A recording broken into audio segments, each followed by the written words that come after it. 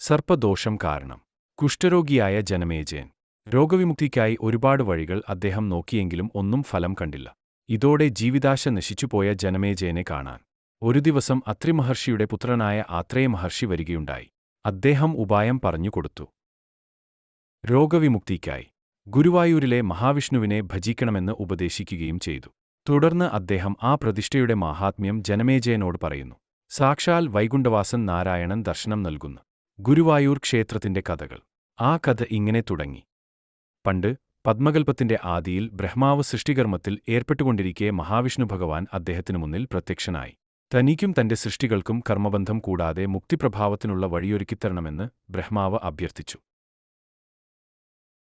ഭഗവാൻ പാതാളാഞ്ജനശിലയിൽ തന്റേതുതന്നെയായ ഒരു വിഗ്രഹം സൃഷ്ടിച്ച് അദ്ദേഹത്തിന് സമ്മാനിച്ചു.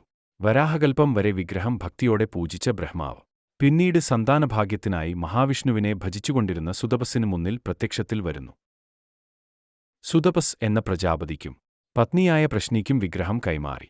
വിഗ്രഹം കിട്ടിയ ശേഷം പൂർവാധികം ഭക്തിയോടെ ഭജനം തുടർന്ന സുതപസ്സിനും പ്രശ്നിക്കും മുന്നിൽ അവസാനം ഭഗവാൻ പ്രത്യക്ഷപ്പെടുകയും അവരുടെ മകനായി അവതരിക്കാനുള്ള അനുഗ്രഹവും നൽകുന്നു.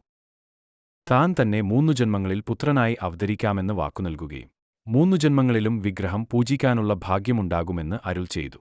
അതനുസരിച്ച് സത്യയുഗത്തിലെ ആദ്യജന്മത്തിൽ ഭഗവാൻ സുതപസ്സിന്റെയും പ്രശ്നിയുടെയും പുത്രനായി ജനിക്കുന്നു.